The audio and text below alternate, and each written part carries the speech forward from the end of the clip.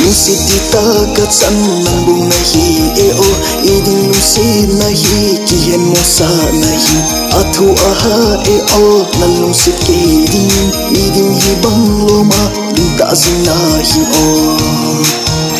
san katsang na kaunting nang ngay luôn xin ay chụp sinh he sol sa va mo sa nang ngay hi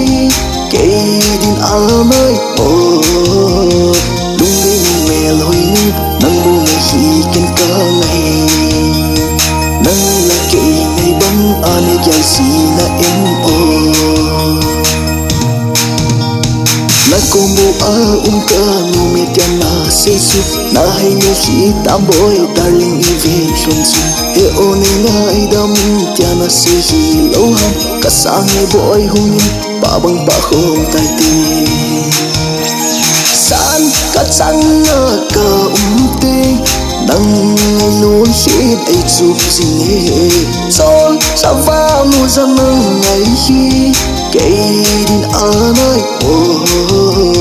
lung lên mel hoy nu nang buong ngay hi ken ka ngay nang la kay ngay bang anay gyal si na em oh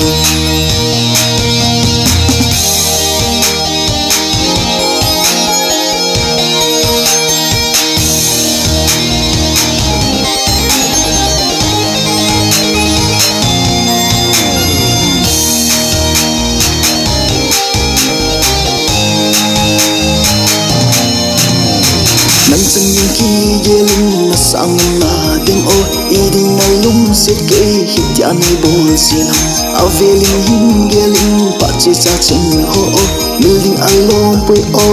love story on him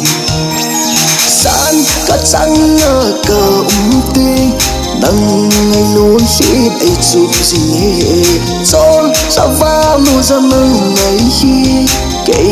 din anay o